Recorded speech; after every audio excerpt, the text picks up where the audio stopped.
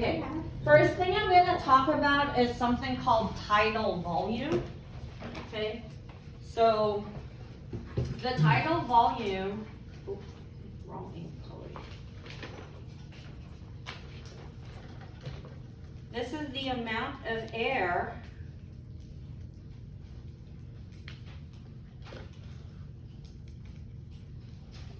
in normal breathing. So if you were looking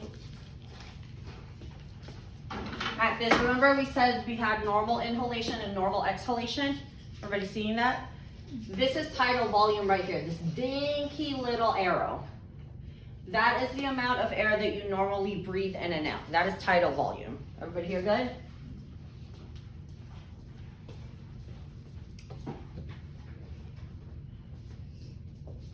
The next one that we'll talk about is called expiratory reserve volume, or ERV. And by the way, each one of these, okay, tidal volume, you'll usually hear me refer to it as TV. Expiratory reserve volume, you'll hear me refer to it as ERV. There's a reason for that, because if you look at the graph where you're actually practicing things, you're gonna get a little tiny box, and I'm actually expecting you to use the abbreviations, okay? So expiratory reserve volume, this is the amount of air that you can force out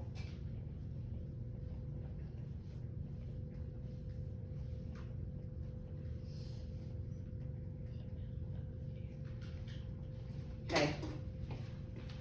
So expiratory reserve volume, this is the amount of air that you can force out on top of your normal breathing. So I want you guys to think about it this way. Everyone's breathing normally right now, correct?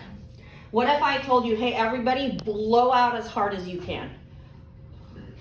All right, okay, please don't actually do it, okay? Because COVID and stuff. But if I ask you to blow out as hard as you can on top of that, the extra air that you're blowing out, that is what you would call your ERV, your expiratory reserve volume. Everybody here clear so far still? Yes, yes? Okay. The next one then is called inspiratory reserve volume. This is the extra air you can inhale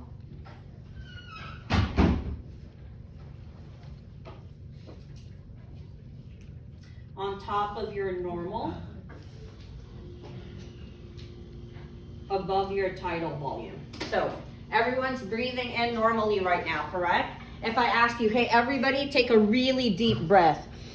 You can take in a breath that's deeper than what you normally would breathe in. That extra air that you're breathing in is now called your IRV, your inspiratory reserve volume.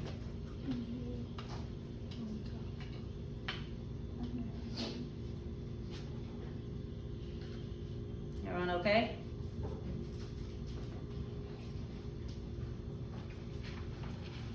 And then the last of your original four is this guy here at the bottom called the residual volume. This is the amount of air left in your lungs after max exhalation. Okay. So I asked you, hey, blow out as much air from your lungs as you could possibly get out, okay? Even after you've blown out as much as you can, there's still gonna be air left in your lungs. That is called residual volume. This is the air that's left in your lungs so that your lungs do not collapse. Everybody here clear? Okay. I wouldn't take a picture yet. There's gonna be a lot more writing on this. Okay. Because how many arrows do we have? 4. We have 8. I've only gone through 4 of them. But there's a reason why I'm going over these 4 first, because I want you guys to see it, okay? Each one of these that we went through, these are standalones. But I want you to look at functional residual capacity. Which 2 things can you add to get functional residual capacity? Okay, this is functional residual capacity right here. Which 2 things can you add? You can add residual volume and expiratory reserve volume. I want you to look then at vital capacity. Which things can you add to get vital capacity? IRV plus TV plus ERV. Do you guys notice that? All of the other arrows that you have are going to be a function of these four. That's why we go through these four first. Does that make sense? Because everything else is going to be a derivative of these. Some sort of combination is happening there, okay? So I'm going to change the ink color for you all.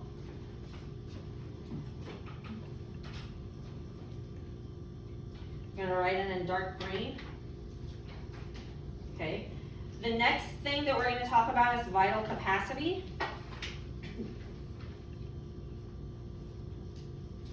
This is the maximum amount of air you can exhale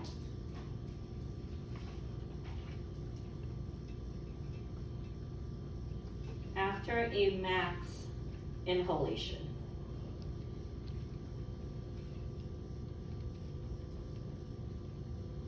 And this is equivalent to IRV plus TV plus ERV. Can everybody see that? Yeah. Everyone okay here?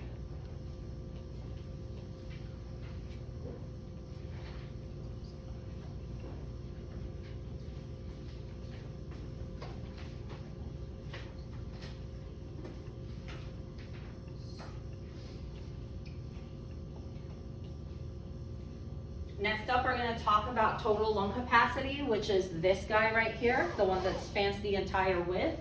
Sounds exactly like what it is, okay? This is the amount of air in your lungs after a max inhalation. Basically, this lets you know that your lungs are full.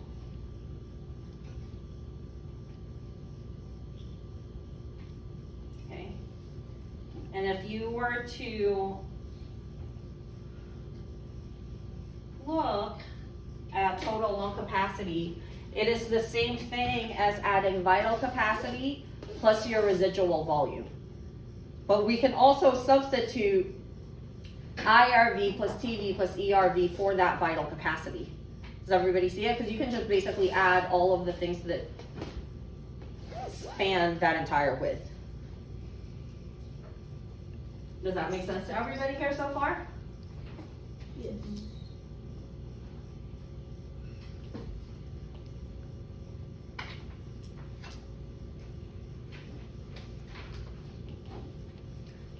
Next up, we're going to talk about inspiratory capacity.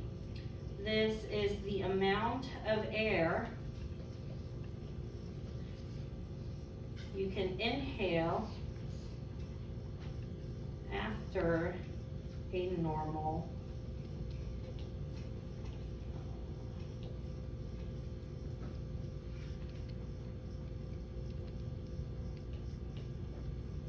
exhale. And that is the same thing as IRV plus TV. Okay, I want you to think about it. You exhaled normally, and then I told you, hey guys, take a deep breath in. This one right here is what that is. That inspiratory capacity. Okay? That's the same thing as adding that inspiratory reserve volume plus your tidal volume, which is the normal amount of air that you breathe. This is how you normally breathe. If I ask you to breathe in deeper than normal, this is what that looks like. If I ask you to exhale more than normal, that's this guy right here. Everybody seeing that? That's why these lines look like squiggles. Cool? All right, and then the last thing we need to talk about is functional residual capacity, which is, okay, this is the amount of air in your lungs after a normal exhale, and that is the same thing as ERV plus RV, expiratory reserve volume and residual volume. Because I want you guys to think about it, okay? You're breathing out normally, you still have this much air left in your lungs because you have that residual volume that never changes, but then there's that extra amount of air that you could have pushed out, which is this expiratory reserve volume. That's what this guy is. Everybody here good? Okay. So, when studying for this, it's a lot, right? Lots of words that kind of jumble into each other. Anytime you get a spirogram, what's step number 1? Label the lines. Max exhale, normal, inhale, max inhale. Okay? Are you going to have to assign values to these? No, you don't. I will give you those values. Okay? When you're studying for this, should you know all of these guys? All of these equations right here? Yes. Let me tell you why. Can you figure it out from the graph? Yes. Yes, you can. Should you learn the names though? Yes. Yeah. But you don't necessarily have to remember ERV plus RV because that's going to be way too much information. But looking at functional residual capacity, can't you tell that it's this plus that? So will you need to actually memorize that? See what I'm saying here? But what you should absolutely know, because it's going to help you determine the rest of them, is anything that is in purple. Notice how it's color coded. Anything that's in purple, these are your 4 bases, your 4 baseline levels. Anything that is in green is a function of anything that's in purple. You guys notice that? Okay. So when you're studying, I know I put these equations here. Do you need to know them? No, because again, you can look at the graph and figure out, hey, vital capacity is technically this tidal volume and expiratory reserve volume together. Can I come up with another equation for vital capacity, yes or no? Yeah, what can I add?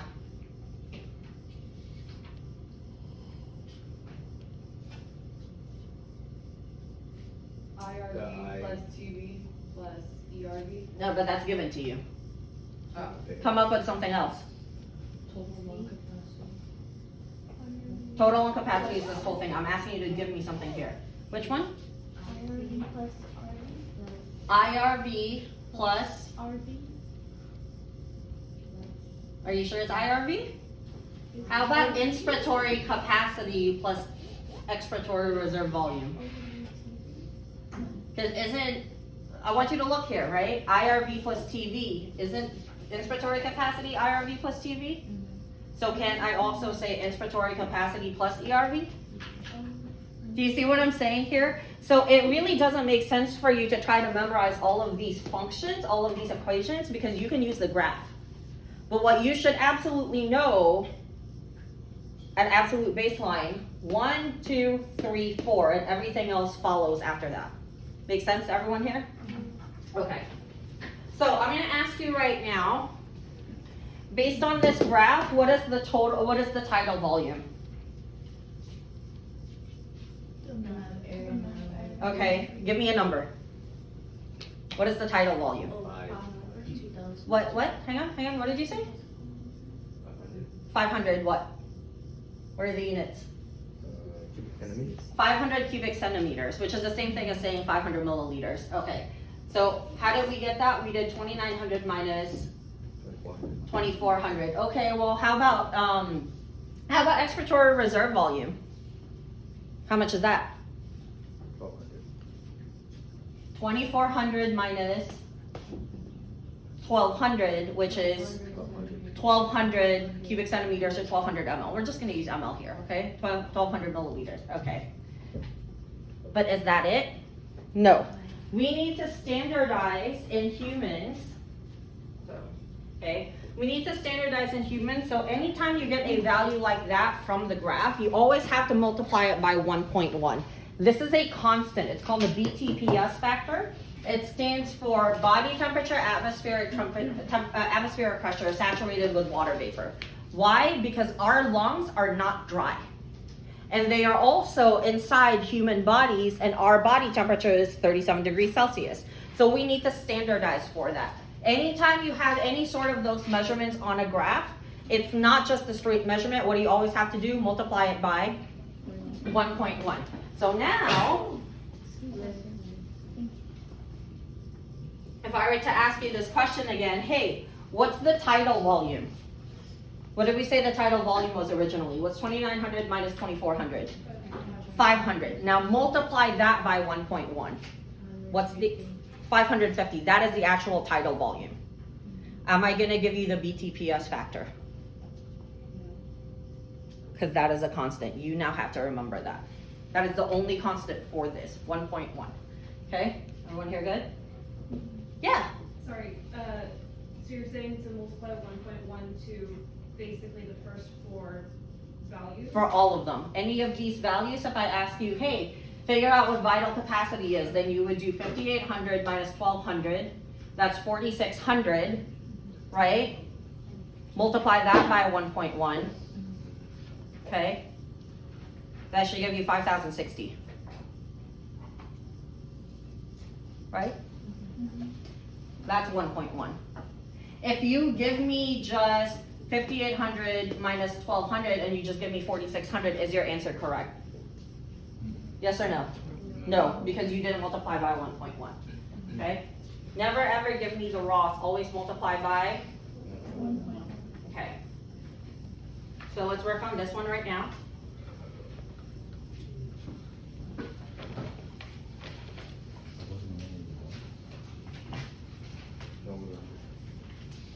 What's the first thing you do? Label the lines. What's the top line called?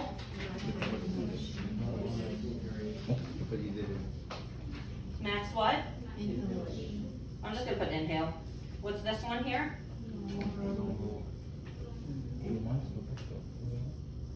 What's this one?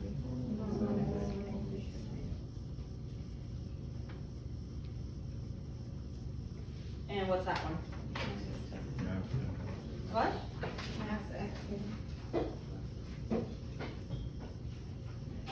Do you need to assign number values? No. Okay.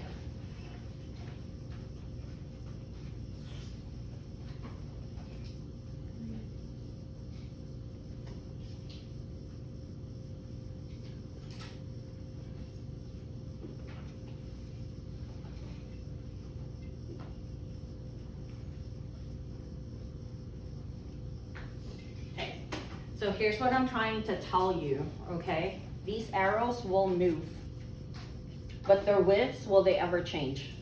No. No, that's why these lines are super important for all of you, because these lines are gonna be your borders, right? Okay, what are the first four things you need to identify for me? Tidal volume. Okay, so tidal volume is first. Which number is tidal volume? 100. Yes, I assigned values to these boxes. Three. Number 3. I'm gonna put TV in there. What's the next thing you have to identify? Okay, we can do ERV. Where does ERV go? Number 2. What else? IRV. IRV is which number? Good. And the last? RV. RV is number 4. Good.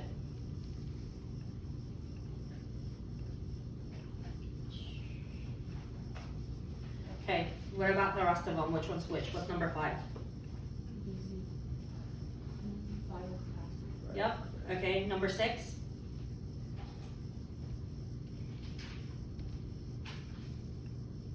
Functional. So F, RC. RC, good. Number 7?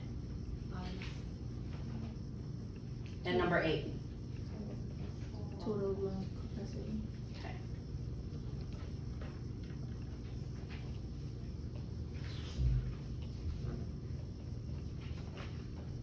should you know how to calculate all these values right now? Okay, I'm gonna do 2 with you, the rest is your homework for tomorrow, okay? So number 1, how do you calculate IRV? Look at the lines, it's gonna be max inhale minus normal inhale times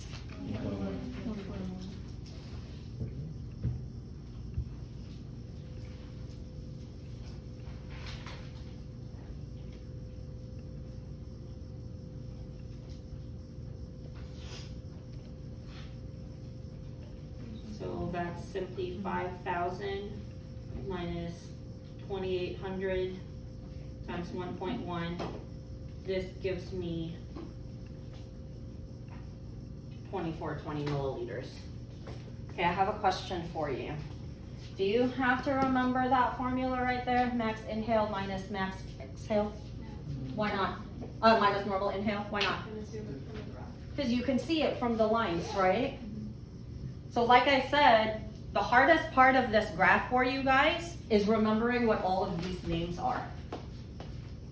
But if you do it the way that we just did it, which is always trying to remember your cardinal 4, meaning the first 4, IRV, ERV, TV, and RV. Hey guys, I want you to notice something here, okay?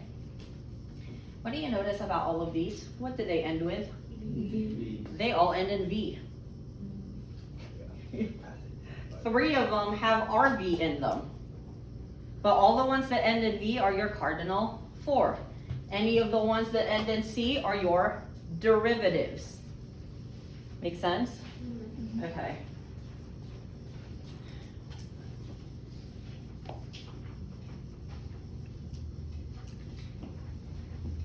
How do you calculate TV? This is normal inhale minus normal exhale times 1.1. So that then should give me 2,800 minus what? 2,100 times 1.1. That gives you a value of what? 770 milliliters. And you do the rest of them. Okay. Do you necessarily have to write all of these? No. Why am I writing it for you? So you can see it. Okay. But tomorrow, when you come in after your first P, okay, we have some downtime, I'm just gonna ask you, hey, what are these values for all of these? Okay. Jessica. For the exam, are you gonna want us to not write out the, not initials, but you know what I mean? The whole name? Yes, sorry. No, because these are literally the spaces that I will give you. I'll give you what they mean. Okay. Like literally in the directions, I will tell you, hey, on the graph, fill in the boxes for expiratory reserve volume, tidal volume, vital capacity, etc. I will tell you that, but I'll tell you specifically to write it using these, because you're not gonna have room. Okay, so that's gonna be one part. And then part 2 would be me telling you, hey, calculate one of these volumes. Okay, what's gonna happen, and I'm telling you guys this right now, how many boxes do you see here? 8. I see 8 boxes. For the identification part, meaning the filling in part, I'll ask you to identify probably like 4 or 5 of them. For the calculation part, I will ask you to calculate the ones that I didn't ask you to identify. Usually is what happens there. Which means, which means what? Do you need to know all of them? Yeah. Yes, but the only ones that I will be grading on this chart are the ones that are pertinent to me. But what's gonna happen is most, if not all of you, are gonna wanna fill in all of these boxes anyway. I will only grade the ones that matter to me on that test form. Does that make sense? So even if you get it like perfectly, the whole thing, I'll only grade the ones that I ask you for. That's what's for, yeah. And then were you also saying though that like the arrows can move, like they're Oh yeah, they're not gonna stay like this. I will literally move them. Like FRC can be all the way over to the left. This TV could be right here in the middle. It's the same thing, isn't It is the same thing. I'm just moving the arrows around. it? What? Because the arrows, the placement of the arrows is not important. What is important for you? The width. That's what's important. Me putting this arrow here or moving it all the way over here on the right isn't gonna matter because the width is still the same. It's still max exhalation minus 0, right? Tidal volume, this arrow is here right now, but I can have it here in the middle, or I can have it here at the end, or I can have it all the way next to the y-axis. Is it still gonna be tidal volume?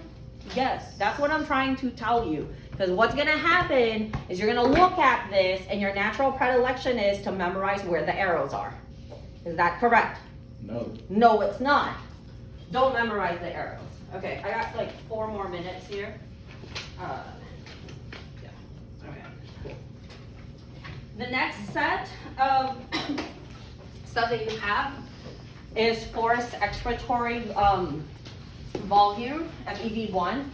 This one's a little bit weird, and I'm gonna tell you why. Do you see this graph right here? This one you're actually reading from right to left. I can flip this over so you read it from left to right.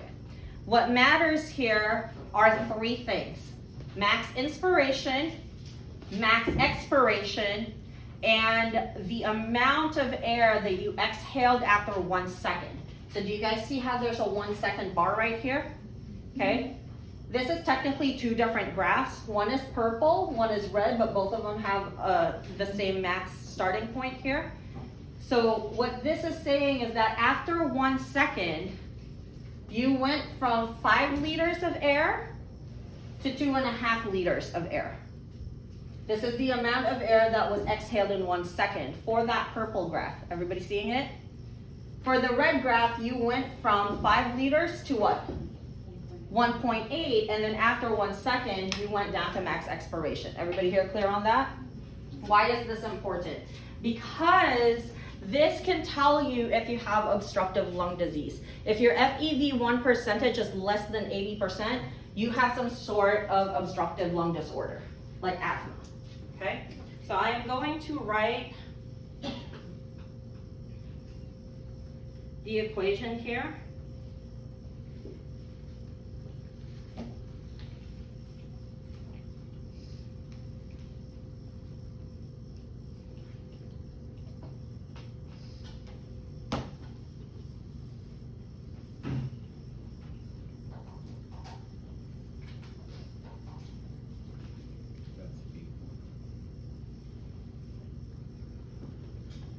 Okay.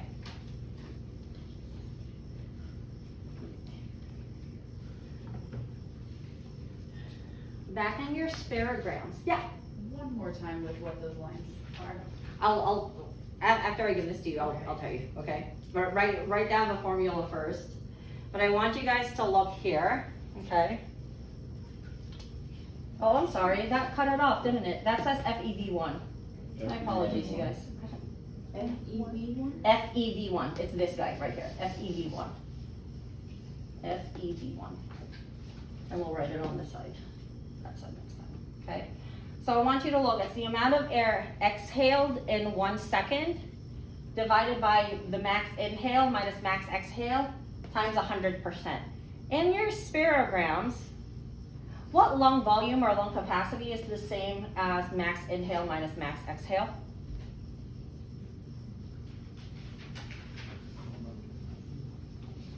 Which one? It's not total lung.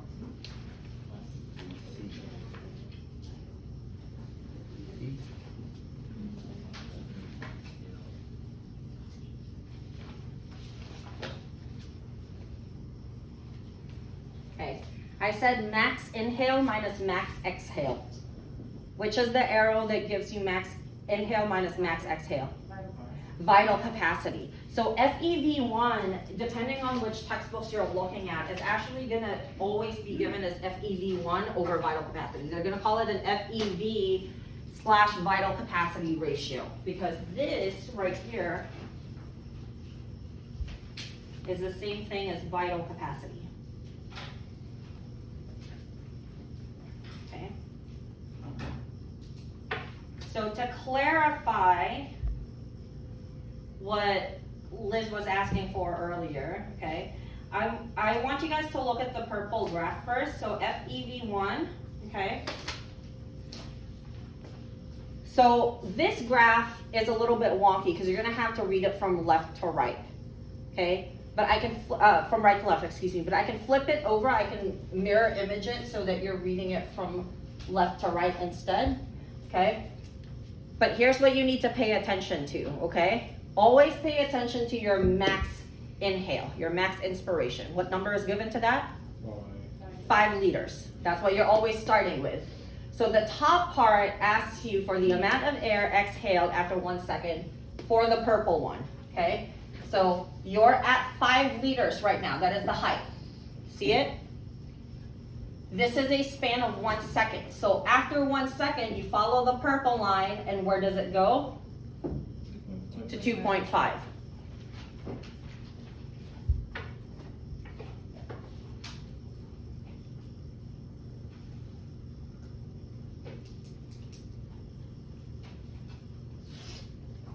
Okay.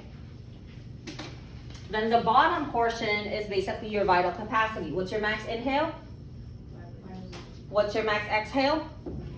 1 liter.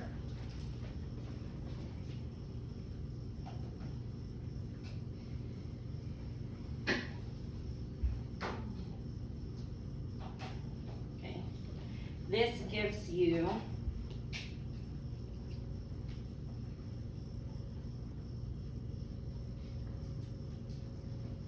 an FEV1 value of 62.5% for that purple graph. Everybody here's clear? Yes? Okay. For the red one, you get to calculate another FEV value. So I'm going to color code it, okay?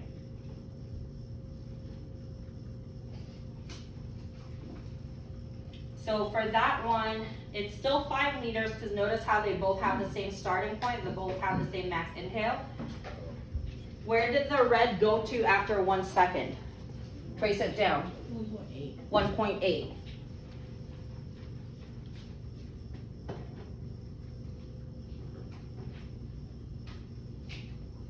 Your max inhale, max exhale is still going to be the same for these two?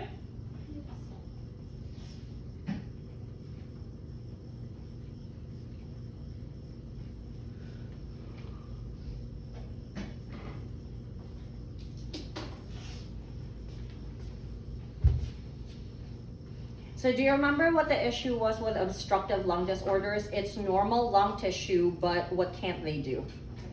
They can't exhale. They have reduced exhalation powers, right? Makes sense to everybody here? So I want you to look here. This guy, this FEV1, that's purple, has an FEV1 value that is less than 80%.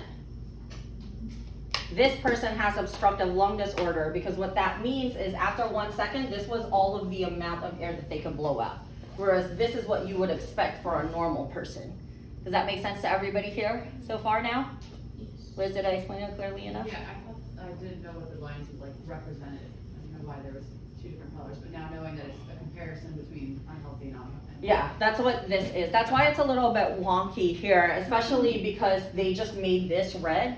But that's because they're telling you normal would typically supersede abnormal here for comparison. But what they wanted to show you was that they both have the same max inspiration. They both have the same max expiration, except people with obstructive lung disorders cannot force air out as well as they should. Bless you.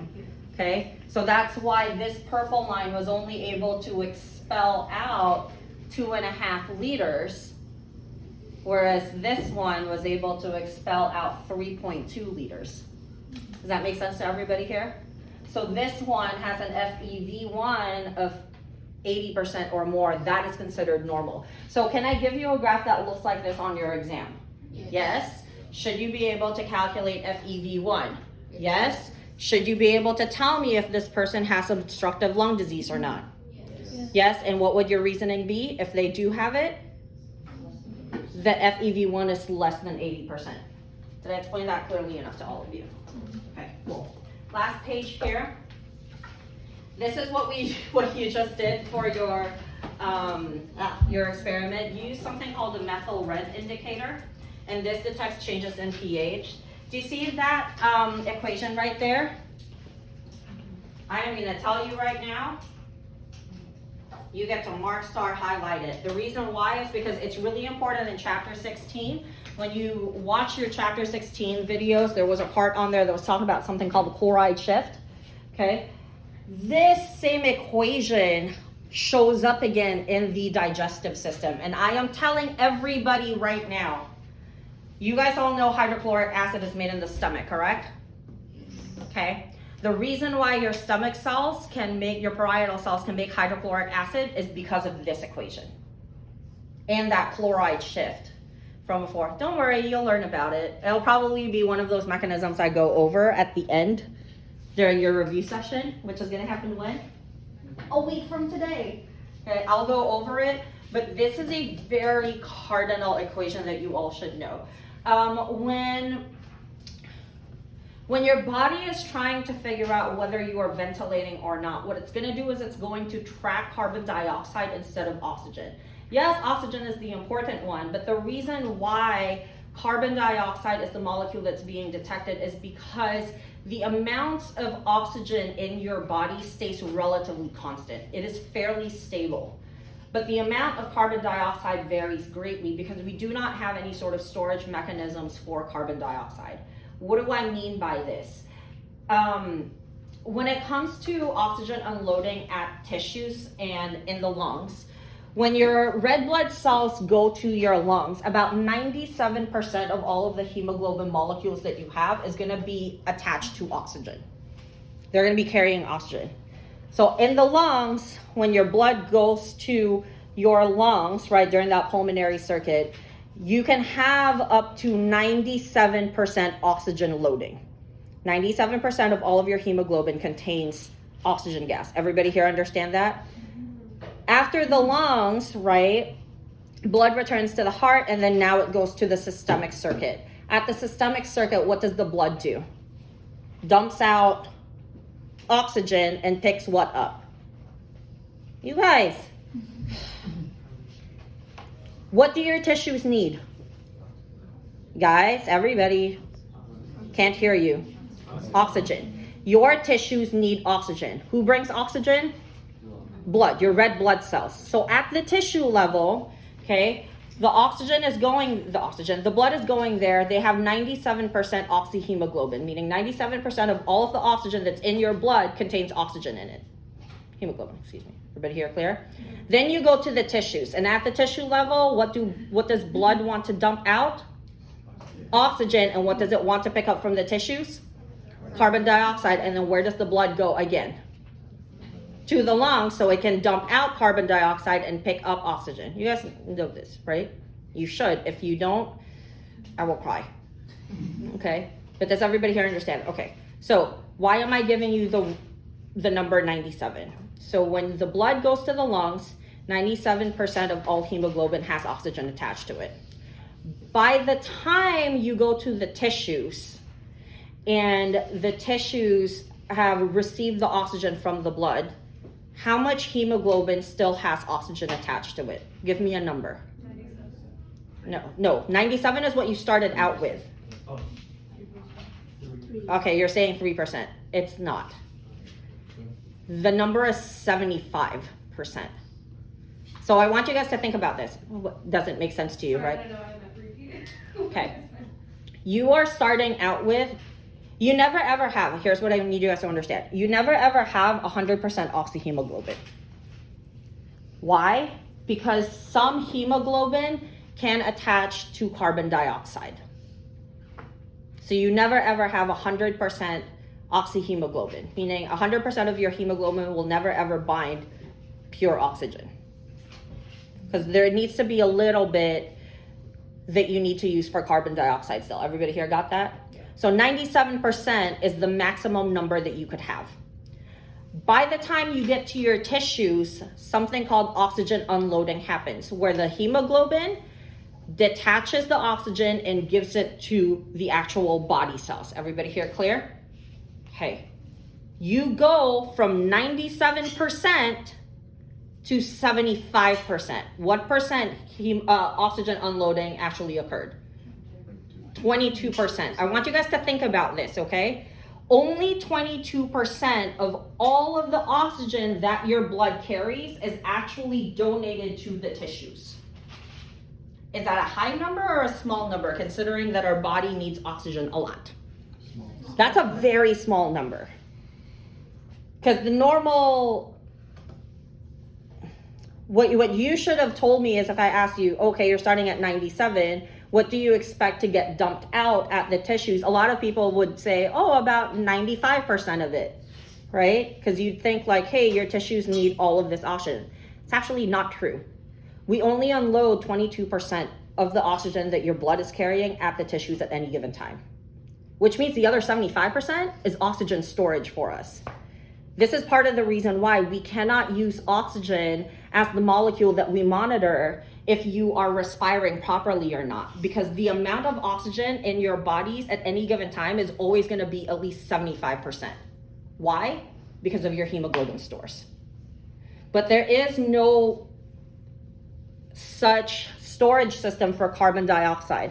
So depending on how well you're breathing, carbon dioxide levels are going to vary greatly. You can't detect oxygen because it's not going to change that much, but carbon dioxide will. So this is now the part where, if you think about it, this equation comes in. Because carbon dioxide is going to be transported in your blood in three forms. It's going to be attached to hemoglobin, it's going to be dissolved in blood plasma, and it's going to be found in the form of bicarbonate ions, which is HCO3- up here. Okay, but here's the deal. 70% of all of your carbon dioxide is going to be in this.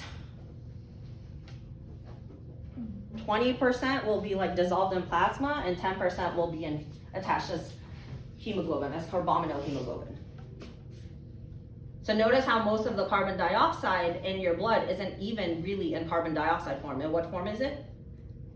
Bicarbonate ion, HCO3-. So here's what happened, okay? What happens? Carbon dioxide goes into your blood, which is mostly water. Remember that plasma? It turns into a weak acid called carbonic acid. Carbonic acid dissociates spontaneously in water into a hydrogen ion and a bicarbonate ion. This bicarbonate ion is incredibly important. It is actually the most important buffer in the human body, because this is what's going to help keep your blood in a very narrow pH range of 7.35 to 7.45. That is super duper narrow. If you have, and then notice how these are two arrows that go kind of like back to back here. This is going to be mediated by an enzyme called carbonic anhydrase. Okay, it's going to be mediated by something called carbonic anhydrase. Should you know this enzyme? Yes, it's going to be important for respiration and for digestion. Your stomach cells, your parietal cells, also have carbonic anhydrase. They will undergo this same exact equation right here. And in the chapter 16 video, there was something called the chloride shift, where what happens is your red blood cells will undergo this reaction. They'll produce a proton and they'll produce a bicarbonate ion. But the bicarbonate can't stay in your RBCs, your erythrocytes. It needs to leave. But notice how this has a charge, correct? If this leaves, what charge do you have left? This. But your red blood cells have to remain effectively neutral. So if you're losing a negative charge, you have to replace that negative charge with something else.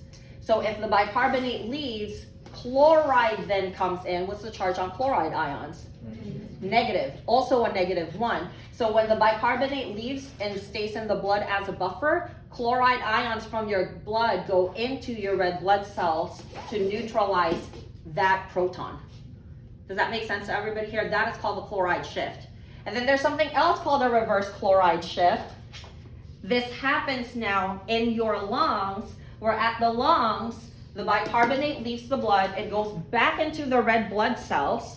Hey, when the bicarbonate goes into the red blood cells, what do you think is going to leave at that point? Chloride. This equation moves backwards. What do you get back? Carbon dioxide. Carbon dioxide leaves your red blood cells and you can exhale it. If you have no idea what I'm talking about, what am I going to tell you? Not other than study. You need to watch chapter 16 very closely because that chloride shift in this equation shows up multiple times. I cannot reiterate to you enough how important this thing is. Because you're going to use that again. Hey, hydrochloric acid, what's the formula for it? HCl. What do you think is going to have to leave for you to get that chloride? In your parietal cells. Your parietal cells will literally undergo a chloride shift. The chloride comes into the cell, it'll move up to the apical portion and it'll combine with protons. Oh. Okay, I'm gonna ask you guys this right now. If you have too much carbon dioxide, which direction is this equation going to shift? To the right or to the left? If you have too much of this, which direction is this equation going to go? To the right or to the left? It's going to go to the right. And I want you guys to look here now, okay? If I increased, what color haven't I used? If I increased carbon dioxide, that equation shifts to the what? To the right. And if it shifts to the right, what do you have a lot of? You have a lot of hydrogen ions. Don't acids release hydrogen and water? Yeah. We're gonna pretend like, yeah. Acids always release protons in water. And if you have a lot of this, what just happened to your pH? Yeah, your pH just decreased. Which now means that your blood just became more acidic. So I want you guys to think about this, okay? You are hypoventilating. You are holding your breath. You're not breathing as much as you should. What happens to the amount of carbon dioxide that you've got in your blood? Amount of carbon dioxide in your blood, because you're not breathing. When you're not breathing out, right? What happens to the amount of carbon dioxide that you're retaining? That goes up. You shift this equation where? To the right. You just increase the amount of hydrogen ions. You just made your blood more acidic. That is called respiratory acidosis. For you to fix it, what do you have to do? Breathe more. You have to breathe more. Anyone in here ever had a panic attack and started hyperventilating? Okay, when you're hyperventilating, what do they make you do? Breathe into a bag. I want you now to think about this. If you're hyperventilating, you're getting rid of too much carbon dioxide. Is this arrow going up or going down if you're hyperventilating? It's going down, which means this equation is going to shift where? It's now going to want to shift to the left. Hey, if it shifts to the left, then that means that you just increased your pH because you don't have as much of this. That is a condition called respiratory alkalosis. You made your blood too basic. You need to make it more acidic again. So what do? You breathe into a bag, because when you're breathing into a bag, any carbon dioxide that you're spewing out, what are you doing to it? You're breathing it back in again so that you stabilize. Does everybody understand this? Mm-hmm. Did I explain this clearly enough to all of you? Mm-hmm. Should you know this equation? Yes. Should you know carbonic anhydrase? Yes. Yes. I'm telling you right now, this will show up either on your lecture exam and or your lab practical. Have a good one, everybody. I'll see you tomorrow. Don't pee before